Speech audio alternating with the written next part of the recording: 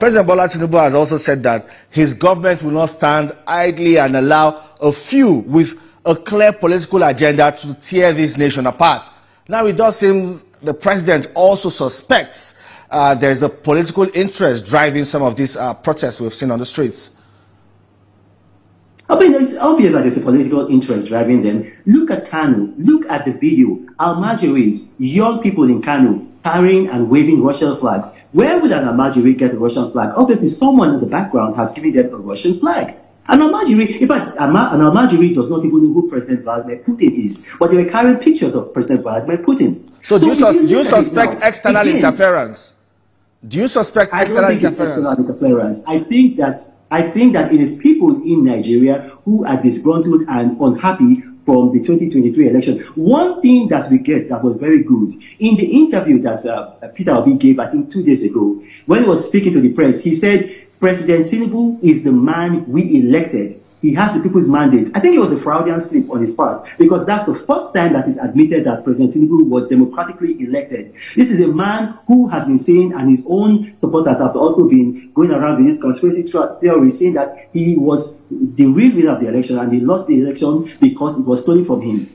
Finally, from his own mouth, he said that President Tinubu was validly elected. But another thing I want to say here, a lot of people, I think about something like 17, I may be wrong, I may be off by 1 or 2 numbers, 17 people died during this protest. Immediately it was announced that 17 people died. Peter Obi came out and gave a condolence. But what happened?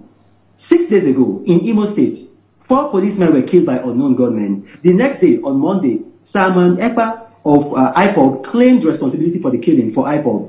Till today, Peter Obi has not condemned IPOB and has not given condolences of those policemen killed in Imo. Now, yesterday, 7 traditional rulers were killed in Imo. Peter Obi has not said anything. So you have this region, the Southeast region, experiencing severe killings, experiencing a turmoil. Peter Obi never speaks about it. But if anything happens in Kano, in Lagos, in Ibadan, Peter Obi will be the first person to rush and speak. Look at what he did in Landmark when Lagos lawfully demolished the Landmark Beach Resort. He came out, attacked Lagos, talked about ethnic baiting. But when there were demolitions of 1,700 homes in Anambra State, he kept short. So people like Peter Obi and others around him are the ones fueling this disconnect.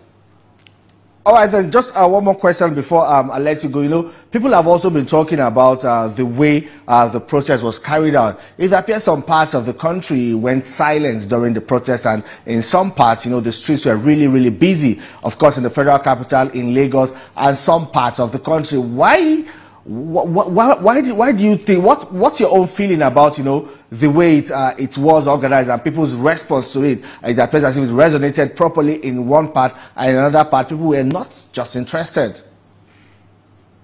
Let me tell you this, it was all planned. None of the promoters and organizers of this protest were from northern Nigeria, were Arewa, not one. All of the promoters were either from southern Nigeria or the Middle Belt, all of them.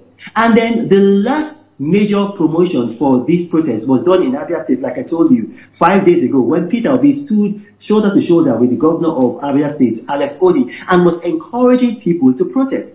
Yet, there were no protests in that state, Abia State. There were no protests in Peter Obi's state, Anambra State. Now, here's the thing. This is a man who was caught on camera, who was caught on audio. The audio was leaked. He was promising to wage religious war. Now, if a man like that, who is so sectional and biased, coming out and then promoting a protest, and yet in his own catchment area, this protest did not happen, but in other places it happened, it means that this man was gaslighting the country, trying to bring about division. And like I told you, it all goes back to people who were disgruntled from the 2023 presidential elections. All right, then. It's all politics. That's what you say. Well, thank you so much, Reno Omokri, for your time on the program. I will take a quick commercial break. When we return, we'll continue our conversation in the studio. Don't go.